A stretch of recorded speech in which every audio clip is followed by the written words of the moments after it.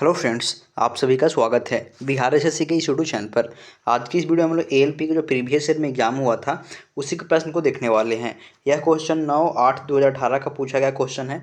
तो चलिए आज का क्लास शुरू करते हैं। इस वीडियो में हम लोग जो इसका डिटेल डिस्कशन दिया गया है क्वेश्चन का उसको देखने वाले हैं। यदि आपको इसका पीडीएफ चाहिए तो आप हमारे Telegram channel Bihar SSC pro नाम का है, वहाँ पे आप जा करके सर्च कीजिएगा। इसके अलावा हम इसका लिंक डिस्क्रिप्शन में दे देंगे, तो वहाँ से आप जा करके जरूर जुड़ जाइएगा और यह पीडीएफ का जरूर ले लीजिएगा। चलिए आज का क्लास शुरू करते हैं। आज का पहला क्वेश्चन से हम लोग शुरू करेंगे।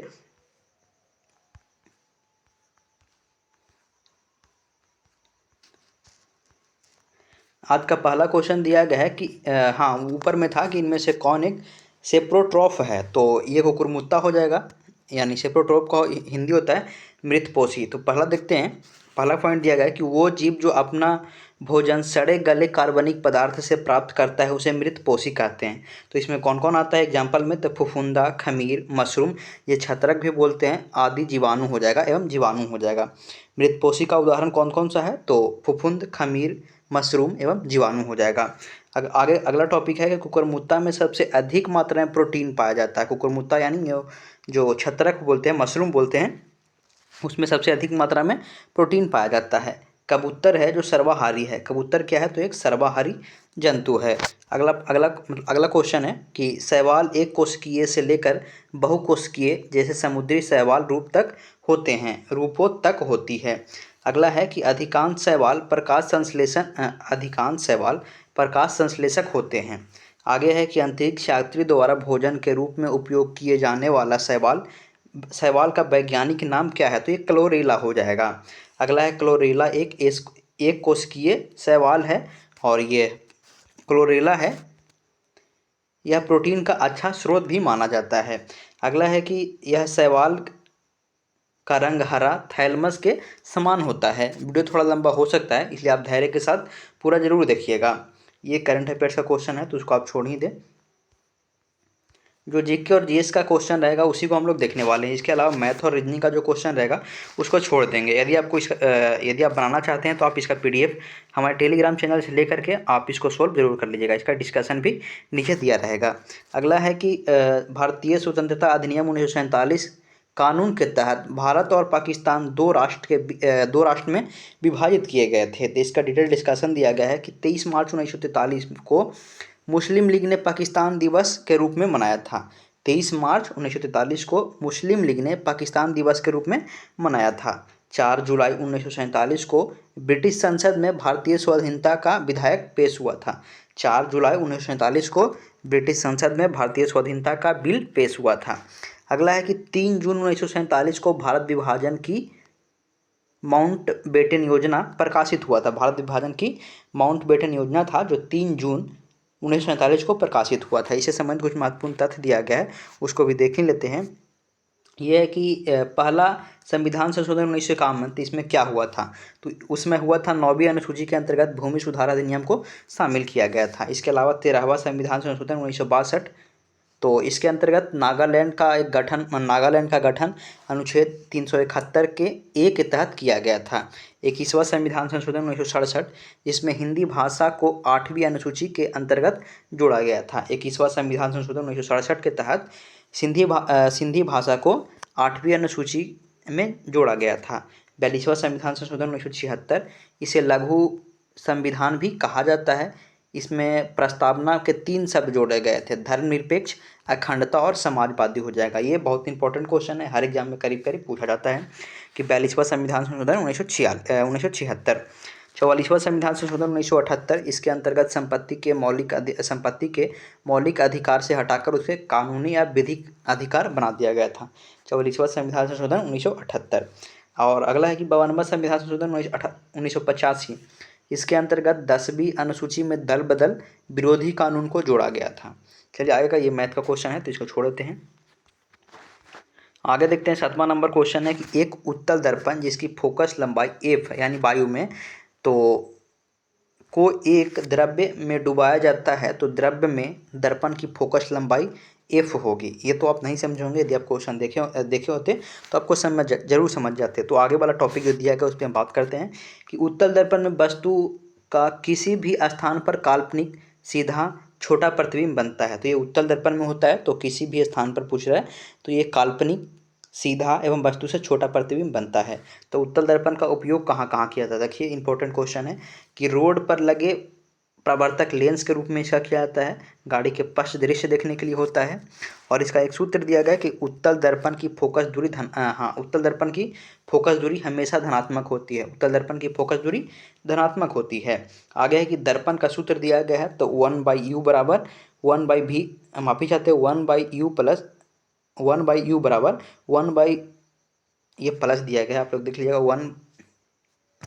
चलिए अगला है, आगे कुछ अवतल दर्पण के बारे में दिया गया। तो ये इमेज है अवतल दर्पण का इस प्रकार से और कर्व में है। तो अवतल दर्पण के बारे में दिया गया है कि यदि गोलीय दर्पण के आंतरिक सतह प्रवर्तक होती है तो उसे अवतल दर्पण कहता है। गोलीय दर्पण के आंतरिक सतह प्रवर्तक होता है तो उसे अवतल दर्पण कहते हैं। इसके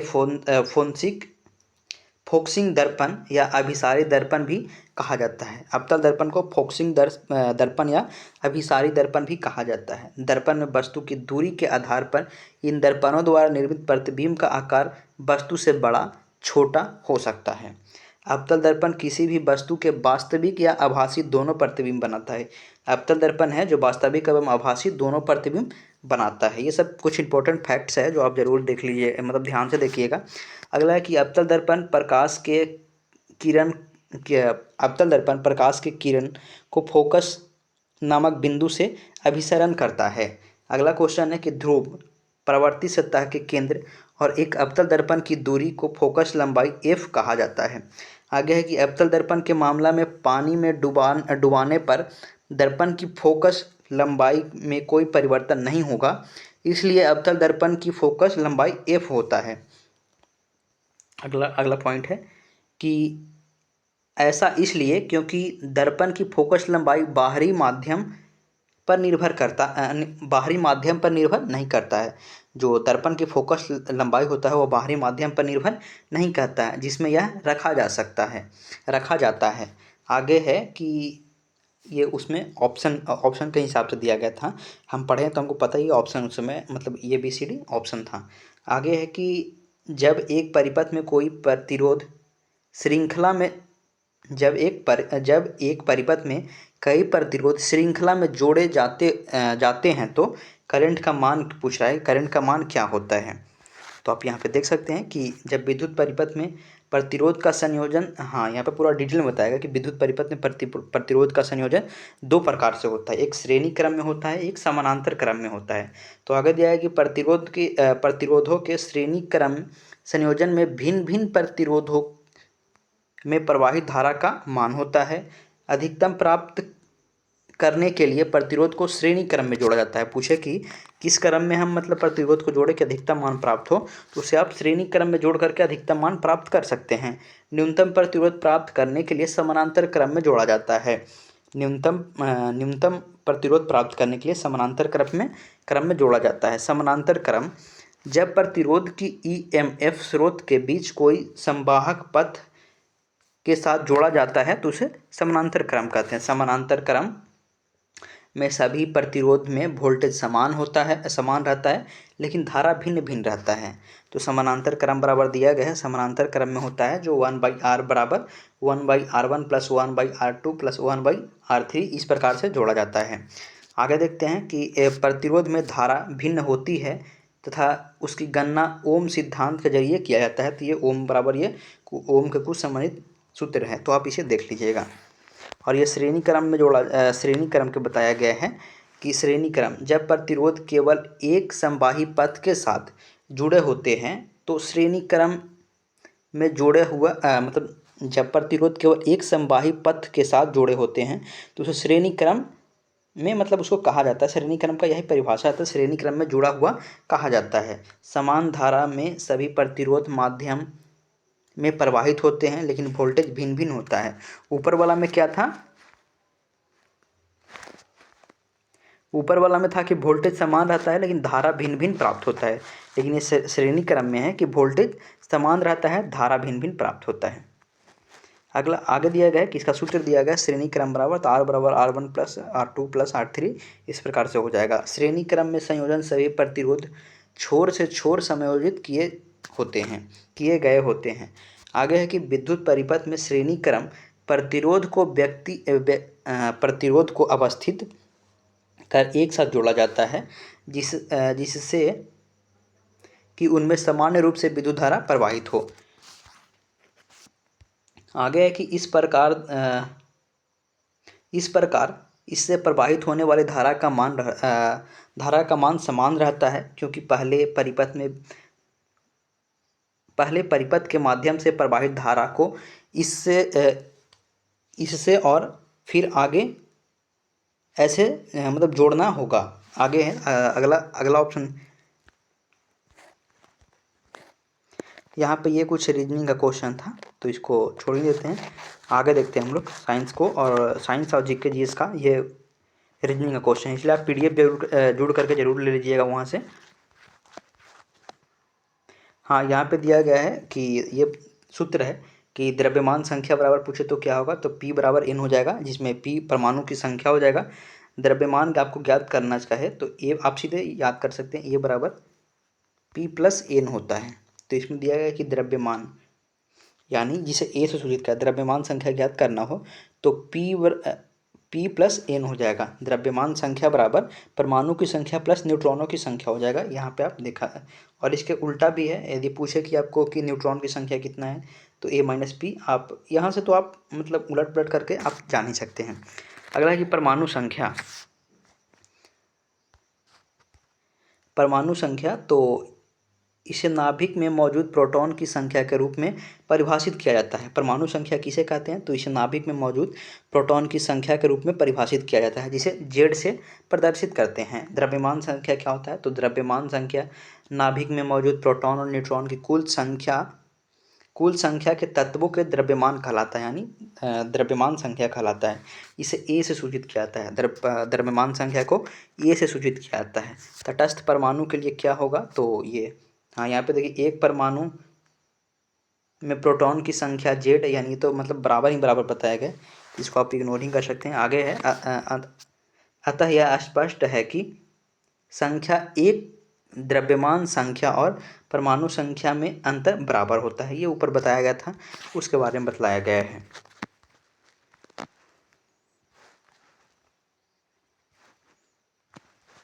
ये करंट अफेयर्स का क्वेश्चन दिया गया है कि शिखा शर्मा 2009 से 2018 के बीच में तीसरे सबसे बड़े निजी बैंक के सीईओ के बारे में बताया गया, तो इसको आप छोड़ दीजिए।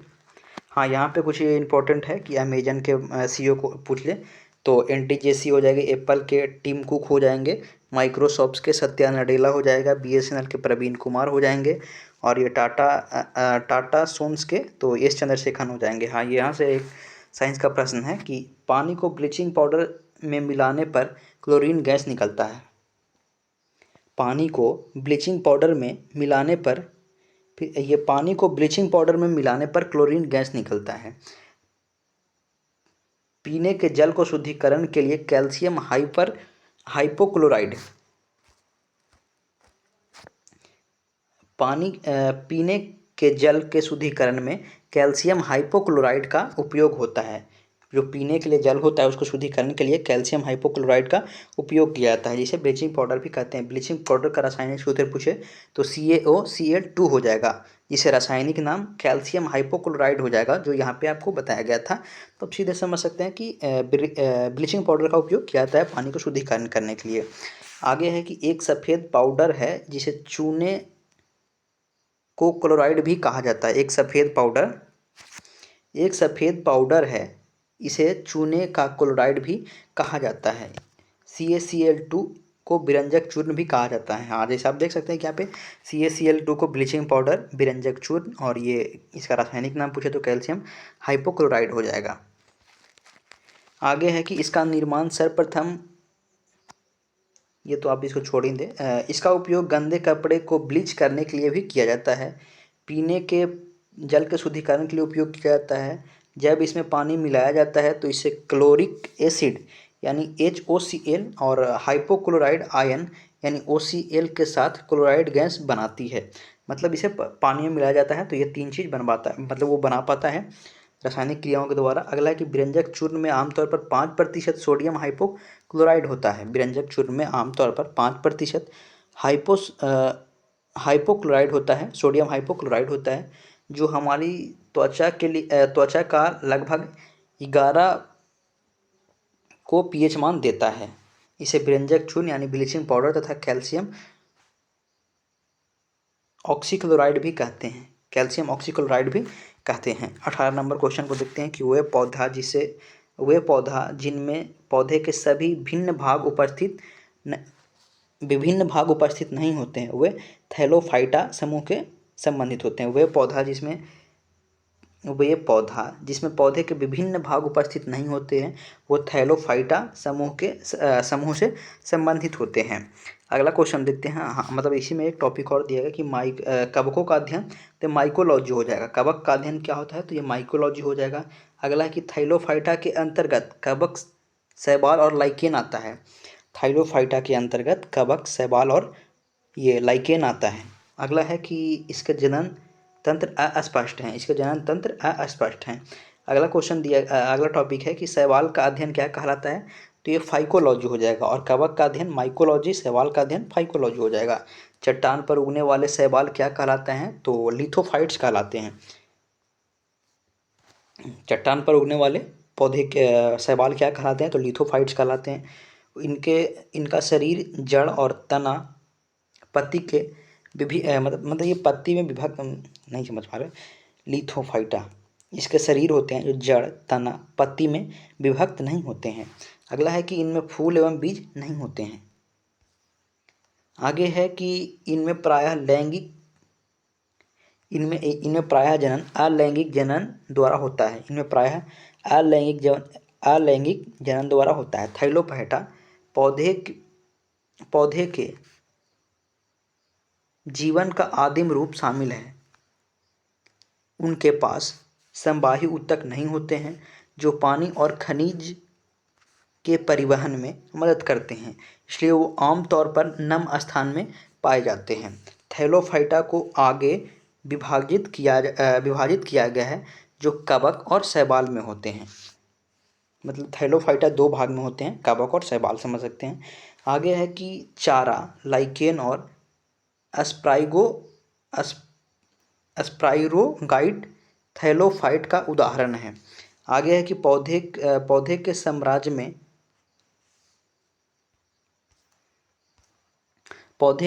में ब्रायोफाइटा को उभयचर के रूप में जाना जाता है। पौधे के साम्राज्य में ब्रायोफाइटा को उभयचर के रूप में जाना जाता है। ब्रायोफाइटा स्थलीय पौधे में सबसे सरल होते हैं। ब्रायोफाइट्स खुली चट्टान, मिट्टी व पौधे के उत्तराधिकारी में महत्वपूर्ण भूमिका निभाते हैं। ब्रायोफाइटा है जो खुली चट्टान, मिट्टी पर व पौधे के उत्तराधिकारी के रूप में महत्वपूर्ण भूमिका निभाते हैं।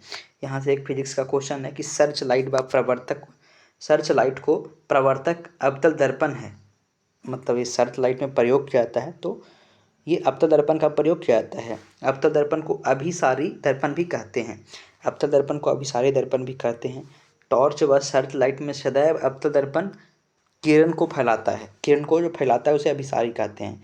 सर्च लाइट व टॉर्च में सदैव अवतल दर्पण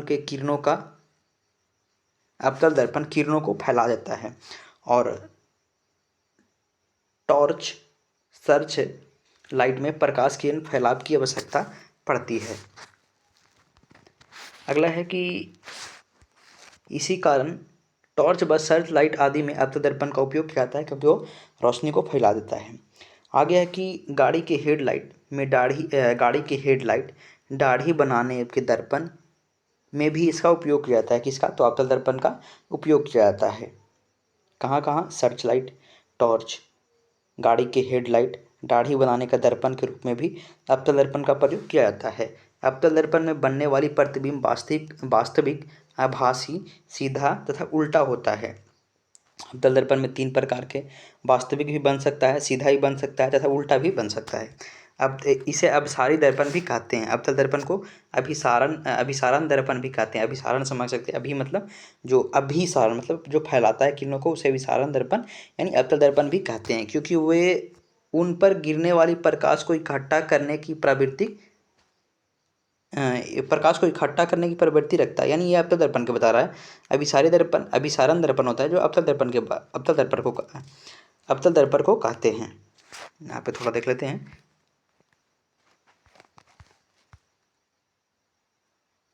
किरणों को फैलाता है, तो ये अवतल दर्पण की ही बात कर रहा है। पर यहाँ पे कुछ अलग ही दिया गया है कि प्रकाश को इकट्ठा करने की प्रवृत्ति रखता है, जो फोकस दूरी की ओर समानांतर आने वाली किरणों को रिफोकस कर देता है। हाँ, ये सही है। आगे अवतल दर्पण के बारे में दिया गया कि यह वह दर्पण है जिसकी प्रवर्तक सतह वक्र केंद्र से दूर होती है। आगे बताया गया है इसके बारे में कि अवतल दर्पण को अपसारी दर्पण के रूप में भी जाना जाता है। अवतल दर्पण को अपसारी दर्पण के रूप में भी जाना जाता है, जो एक बिंदु पर प्रकाश को केंद्रित कर देता है। आगे है कि अवतल दर्पण में बनने वाली प्रतिबिंब आभासी तथा सीधा होता है। अवतल दर्पण में बनने वाली प्रतिबिंब आभासी तथा सीधा होता है। ये एक प्रश्न है कि इसमें टोटल कितना परमाणु होते हैं। तो आप देख सकते हैं यहाँ पे बता दिया गया है कि ये Nk2, nitrogen 2, hydrogen 8, sulphur 1, oxygen 8 तक टोटल जोड़ करके ये 15 परमाणु यहाँ पे आ रहे हैं। तो इसका राइट आंसर 15 हो जाएगा। आगे बताया गया कि अणु किसे कहते हैं। तो किसी पदार्थ का सबसे छोटा कण जिसमें उस पदार्थ के सही भौतिक व रासायनिक गुणों होते हैं। फिर से देखिए, अणु किसे कहते हैं। तो किसी पदार्थ का सबसे छोटा कण जिसमें पदार्थ के सभी भौतिक और रासायनिक गुण होते हैं उसे अणु कहते हैं। अणु एक या एक से अधिक परमाणुओं से बना होता है। अणु होता है जो एक या एक से अधिक परमाणुओं से मिलकर बना होता है अणु। जैविक अणु जिसे प्रोटीन व डीएनए कई हजार परमाणुओं से बने होते हैं। जैविक अणु जिसे कहते हैं वो जैसे कि प्रोटीन, डीएनए जो कई हजार परमाणुओं से मिलकर बने होते हैं। आगे परमाणु के बारे में बताया गया है कि परमाणु किसी भी साधारण से पदार्थ की सबसे छोटी घटक होता है। परमाणु क्या होता है, तो किसी भी पदार्थ की सबसे छोटी घटक होता है। सबसे छोटी घटक इकाई जिसे रासायनिक तत्व के गुण होते हैं उसे परमाणु कहते हैं। हर ठोस, तरल, गैस और प्लाज्मा तटस्थ या आयनन परमाणुओं से बने होते हैं। जो आयनन परमाणुओं से बने होते हैं, ठोस, द्रव, गैस सभी समझ सकते हैं, जो सब में अणुओं से मिलकर बने होते हैं। आगे है कि परमाणुओं का विशिष्ट आकार यानी 1 एंगस्ट्रम यानी 1 मीटर 10 अरबे हैं। 1 मीटर है परमाणुओं का विशिष्ट आकार, तो 1 एंगस्ट्रॉम है। अगला है कि कार्यशाला। हाँ, यहाँ पे कुछ दिया गया है कि कार्यशाला व्यवहारिक ज्ञान को बढ़ाती है, इसलिए शिक्षकों के लिए कार्यशाला में भाग लेना फायदेमंद है। ये रीजनिंग का प्रश्न है, तो इसको आप छोड़ ही सकते हैं। अगला यहाँ पे कुछ दिया गया है कि रैन बियर ने नोट से सूक्ष्म रिक्त स्थान है जो मायलिनकृत एक्सॉन में पाए जाते हैं। तो ये तो समझ में शायद नहीं होगा, ये क्वेश्चन की यहाँ पे तक ज़रूरत है, तब आप समझ सकते हैं। पर इसके नीचे जो इंपॉर्टेंट टॉपिक दिया गया है उसको हम लोग देख लेते हैं कि ये न्यूरॉन की धुरी को अपरिवर्तित करता है। न्यूरॉन की धुरी को अपरिवर्तित करता है। आगे है कि श्वान कोशिकाओं को ग्लियन कोशिकाओं भी कहते हैं। आगे है कि तंत्रिका कोशिकाओं के अंदर जो अक्ष तंतु होते हैं इसके अंदर न्यूरोलोमा पाई जाती है। तंत्रिका कोशिका के अंदर जो अक्ष तंतु होते हैं इसके अंदर न्यूरोलोमा पाई जाती है। आगे है कि न्यूरोलोमा जिस स्थान पर अक्ष तंतु से चिपके होती है उस स्थान को रैन बियर नोड कहते हैं। जो न्यूरोलोमा है जिस स्थान पर अक्ष तंतु से चिपके होते हैं उसे रैन बियर नोड कहते हैं। रैन बियर नोड का कार्य क्या होता है, तो अक्ष तंतु को पोषण और ऑक्सीजन प्रदान करना होता है, रैन बियर का कार्य होता है। अगला है कि ऑस्टियोब्लास्ट विशेष मेसेंकाइमल कोशिका होता है जो हड्डी के मैट्रिक्स को संश्लेषित करती है और कंकाल को खनिजीकरण का समन्वय करती है। ये आगे बहुलक का सूत्र दिया गया है, तो ये 3 गुण है, आप लोग देख सकते हैं। ये मैथ का क्वेश्चन था। आगे है ये रीजनिंग का क्वेश्चन है। ये रीजनिंग मैथ। हाँ, यहाँ पे कुछ साइंस का क्वेश्चन है कि मेंडलीव के आवर्त सारणी में तत्वों के गुण को उसके परमाणु द्रव्यमान की अवधाधिक यानी अधिक बढ़ते क्रम में स्वभाव माना जाता है, यानी बढ़ते क्रम में उसमें सजाया गया है। आगे कि मेंडलीव रूस के वैज्ञानिक था। मेंडलीव कहाँ का था? तो रूस का था। इसके आवर्त सारणी में 9 समूह तथा 8 आवर्त थे। 9 समूह या 8 आवर्त थे। 9 समूह तथा 8 आवर्त थे। आप जानते होंगे, 10वीं में पढ़े होंगे तो, कि आधुनिक आवर्त सारणी में कितने आवर्त हैं और कितने समूह हैं। तो आप ये कमेंट करके बताइएगा यदि आपको याद हो तो। और इसके अलावा यदि आपको वीडियो थोड़ा सा अच्छा भी लगा हो तो आप कमेंट कीजिएगा, ताकि ये ऐसे रेगुलर रह पाए।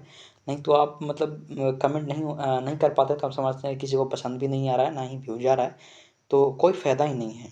और हो सके तो आप इस वीडियो को शेयर ज़रूर कीजिएगा। यदि आप यहाँ तक देख रहे होंगे तो हम उम्मीद करते हैं कि आपको अच्छा ही ज़रूर लगा होगा। अगला है कि मेंडलीव के आवर्त सारणी में कुल 64 तत्व ही रखे गए थे।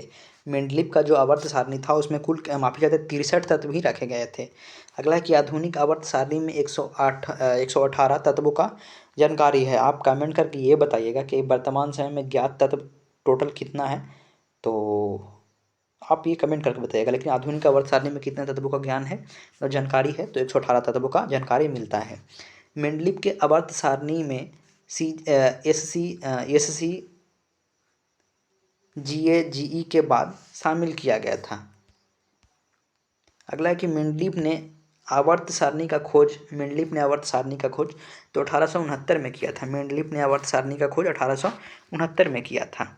आगे है ये सब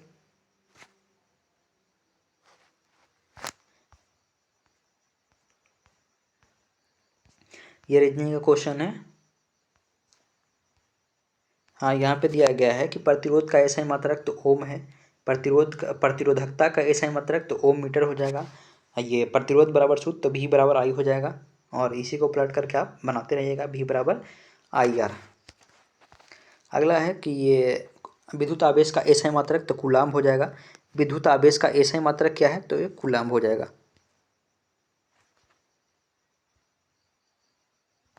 विद्युत आवेश का एसआई मात्रक कूलाम्ब हो जाएगा। विद्युत ऊर्जा का एसआई मात्रक तो किलोवाट घंटा हो जाएगा। विद्युत धारा का मात्रक तो एम्पियर हो जाएगा। विद्युत विभव का वोल्ट, विद्युत धारिता का फैराडे हो जाएगा। इसके अलावा कुछ भौतिक राशियाँ, सूत्र और इकाई दिया गया है। तो कार्य और ये ऊर्जा का है तो W बराबर बल गुने विस्थापन हो जाएगा। एसआई मात्रक तो ये जूल हो जाएगा। आवेश का कूलम्ब, प्रतिरोध का ओम, बल का न्यूटन या किलोग्राम मीटर प्रति सेकंड हो जाएगा। और इसका सूत्र पूछे तो F बराबर M में हो जाएगा।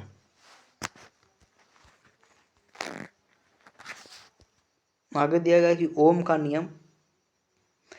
का नाम प्रसिद्ध जर्मनी वैज्ञानिक जॉर्ज साइमन ओम के नाम पर रखा गया है। ओम एक वस्तु द्वारा दिया गया प्रतिरोध है जब इस पर 1 वोल्ट का विभवांतर लगाया जाता है और इससे होकर 1 एम्पियर विद्युत धारा प्रवाहित होता है।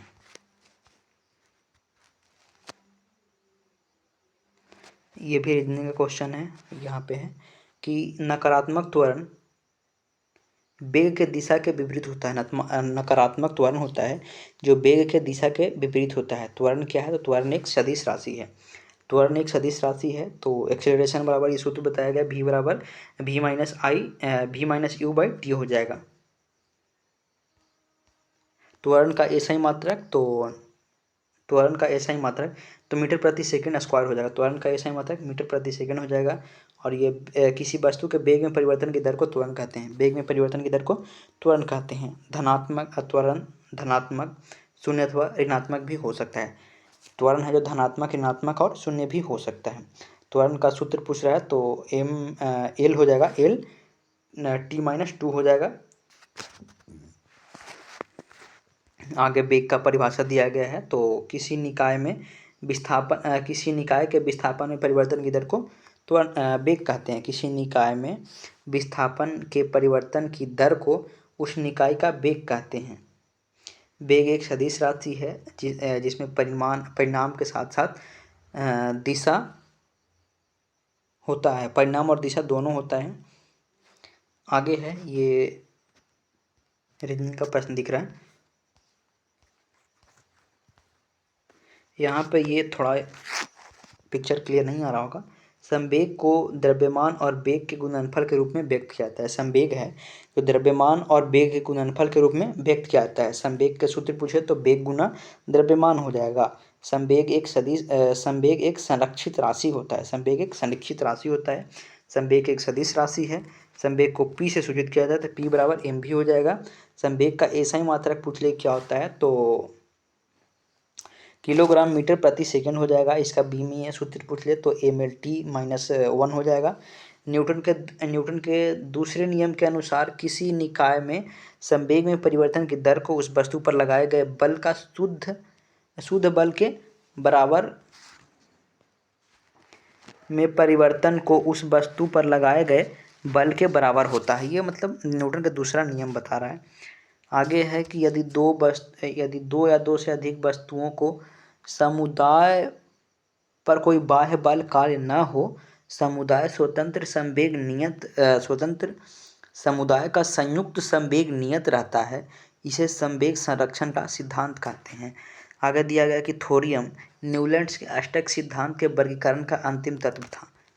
जो न्यूलैंड्स का अष्टक सिद्धांत दिया था न्यूलैंड्स ने, उसका अंतिम तत्व पूछे तो ये थोरियम हो जाएगा। थोरियम का परमाणु संख्या 90 हो जाएगा, और ये थोरियम का परमाणु संख्या 90 हो जाएगा।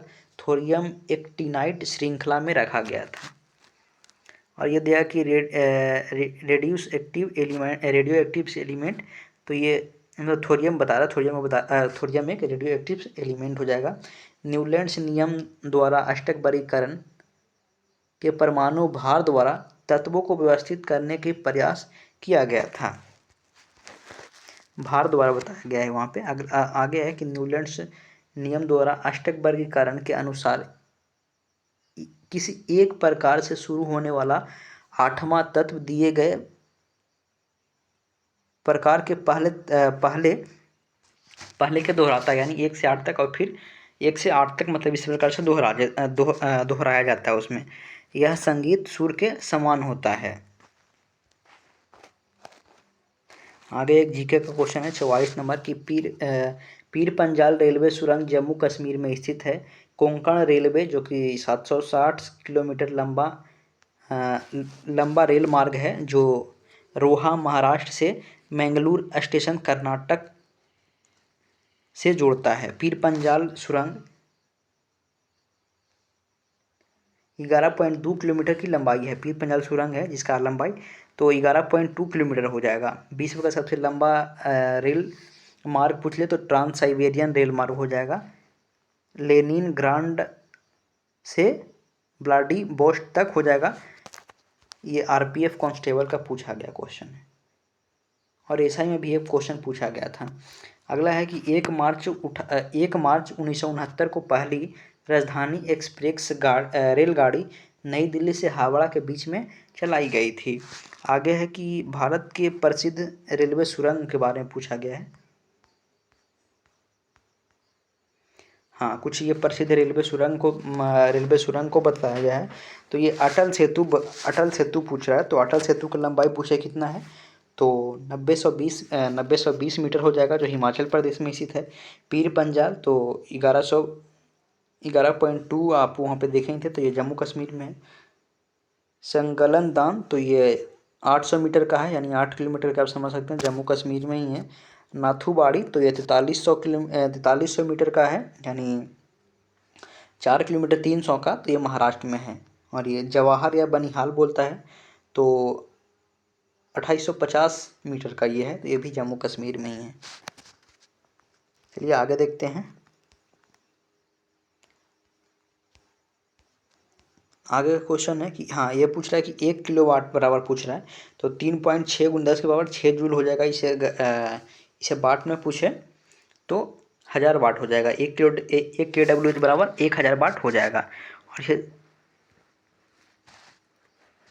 जूल में बदलना होता है, तो इसे 3600 सेकंड से यहाँ पे देख लीजिएगा। आगे है कि शक्ति का ऐसा मात्रक वाट होता है। घरेलू विद्युत को मापने के लिए किलोवाट घंटा का उपयोग किया जाता है। एक पावर हाउस बराबर 746 वाट होता है। हॉर्स पावर बराबर 746 वाट होता है। शक्ति क्या है? तो विद्युत ऊर्जा किए गए कार्य की दर को शक्ति कहते हैं। 1 वाट प्रति सेकंड 1 जूल की खपत दर को 1 वाट कहता है। 1 वाट किसे कहते हैं? तो प्रति सेकंड 1 जूल की ऊर्जा खपत दर को 1 वाट कहते हैं। और ये तो यहाँ से कुछ रीजनिंग का प्रश्न शुरू होता है। तो जो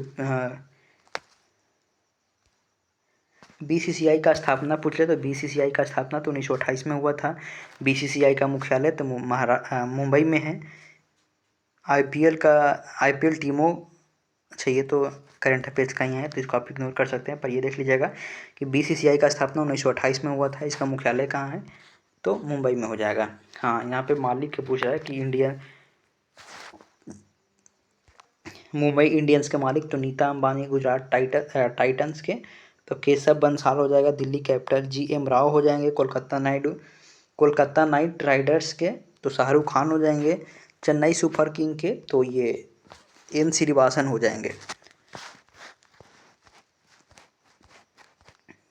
आगे है कि इलेक्ट्रोलिसिस अभिक्रिया द्वारा उच्च प्रतिक्रिया वाली धातु को निष्कासन होता है। इलेक्ट्रोलाइसिस उस प्रक्रिया को कहते हैं जिसमें उसके द्वारा रासायनिक बंधों को तोड़ा जाता है। अशुद्ध धातुओं को शोधन प्रक्रम को धातुओं का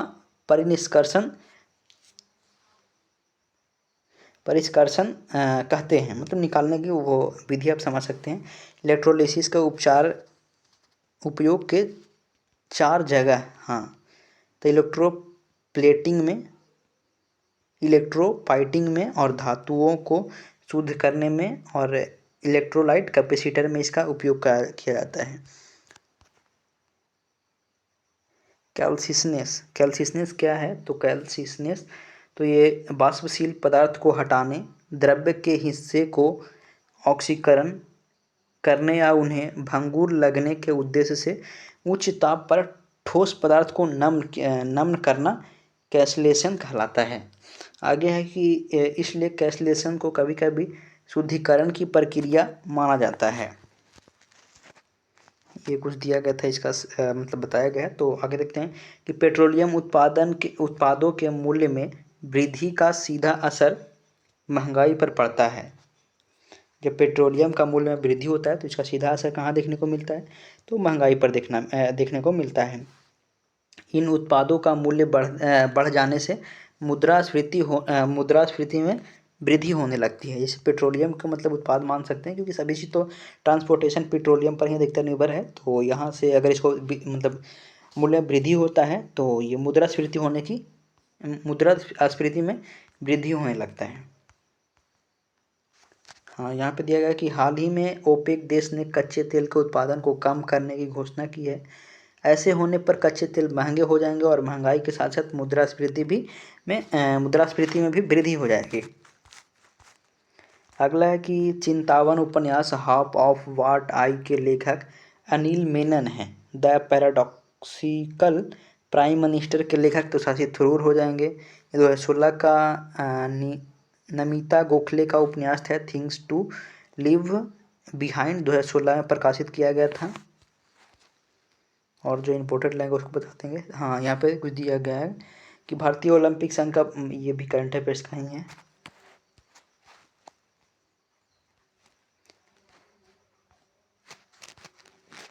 हाँ, यहाँ पे 64 नंबर क्वेश्चन दिया गया है कि अलैंगिक प्रजनन और लैंगिक प्रजनन से भिन्न है। अलैंगिक प्रजनन में नए जीव जनक माता पिता के समान ही होते हैं। अलैंगिक प्रजनन में नए जीव माता पिता के समान ही होते हैं। जेनेटिक्स शब्द का प्रयोग सर्वप्रथम डब्ल्यू वाटसन ने किया था। जेनेटिक्स शब्द का उपयोग सर्वप्रथम डब्ल्यू वाटसन ने ही किया था। लैंगिक जनन की क्षमता अधिक होती है। लैंगिक जनन होता है जिसमें प्रजनन की क्षमता अधिक होती है। गुणसूत्र लक्षणों और पीढ़ी दर पीढ़ी व लक्षण का गुण, इसमें ये क्या दिया? गुणसूत्र, अच्छा हाँ, गुणसूत्र लक्षणों को पीढ़ी दर पीढ़ी मतलब लाने पीढ़ी दर पीढ़ी वाले लक्षणों को जीन कहते हैं। हाँ, ये गुणसूत्र एक जीन ही होता है जो पीढ़ी दर पीढ़ी एक समान होते रहता है। ये आगे लैंगिक जनन के बारे लैंगिक जनन बताया है। तो जब दो विपरीत लिंग जनन की प्रक्रिया में भाग लेते हैं तथा नर मादा युग्मक के युग्मन होते हैं तो वह लैंगिक जनन कहलाता है। जिसमें दो विपरीत लिंग जैसे नर मादा का युग्मन होता है तो उसमें वह प्रक्रिया क्या कहलाता है, तो लैंगिक जनन कहलाता है। लैंगिक जनन किसे कहते हैं, जब संतति के उत्पादन में एक जनन द्वारा युग्मक निर्माण की भागीदारी के साथ अथवा अनुपस्थिति में हो तो उसे अलैंगिक जनन भी कहते हैं। लैंगिक जनन में क्या होता है, तो दो विपरीत लिंग भाग लेता है। 67 नंबर क्वेश्चन है कि सोडियम को चाकू से मतलब आसानी से चाकू से काटा जा सकता है। सोडियम क्या है, तो एक मुलायम क्षारीय धातु है। सोडियम का संख्या तो 24 हो जाएगा और इसे रक्त के थक्का पता लगाने में किया जाता है। सोडियम का उपयोग रक्त के थक्का पता लगाने में किया जाता है। पानी से हल्का होने के कारण यह पानी पर तैरता है। यह मतलब सोडियम होता है जो विद्युत का कुचालक होता है। इसका यहाँ पे इलेक्ट्रॉनिक विन्यास बताया गया है और आगे बताया कि इसे पानी या अम्ल से अभिक्रिया कर हाइड्रोजन गैस छोड़ता है। जो ये सोडियम होता है पानी या अम्ल से अभिक्रिया करके हाइड्रोजन गैस छोड़ता है। सोडियम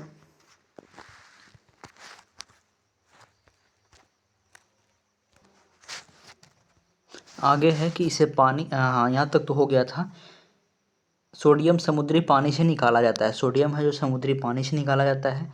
सोडियम को केरोसिन तेल में रखा जाता है। समूह A1 को क्षारीय धातु को नर्म धातु के रूप में जाना जाता है। इसका क्वथनांक बिंदु निम्न होता है। Lithium, sodium, potassium, rubidium, caesium और फ्रेशियम है जो चाकू से काटा जा सकता है। इसके अलावा यहाँ पे देखते हैं कि ये 1947 और 99 के बीच डॉक्टर स्वामी 5 बार सांसद के रूप में चुने जा चुके हैं। ये उस समय का करंट अफेयर्स का क्वेश्चन है तो इसको तो हम इग्नोर ही कर देंगे।